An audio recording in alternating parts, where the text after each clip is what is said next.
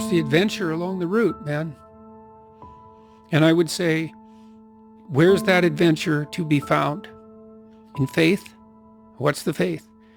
The highest value is love, and truth is its handmaiden. That's a statement of faith, right? Because you can't tell.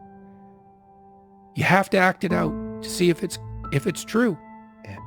And so you can't even find out without, and that's so peculiar. You have to make the commitment a priority. Yeah. It's like a marriage. It's the same thing. It's like, well, is this the person for me? Well, that's the wrong question. How do I find out if this is the person for me? By binding myself to them. Well, maybe the same thing's true of life, right? You bind yourself to it. And the tighter you bind yourself to it, the more you find out what it is. And that's like a radical embrace. I thought about that for a long time, right? This hierarchy of ideal. And the thing about truth, that bitter truth, let's say, that cynical truth, is it can break the shackles of naivety.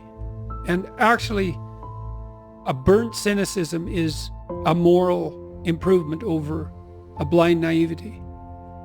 Even though one is in some ways positive, but only because it's protected. And the other is bitter and dark, but still better. But you're not done at that point. You're just barely started. It's like you're cynical.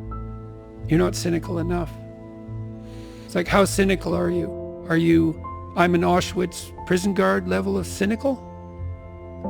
Because you have to go down pretty deep into the weeds before you find that part of you. But you can find it if you want. And then you think, well, I want to stop this.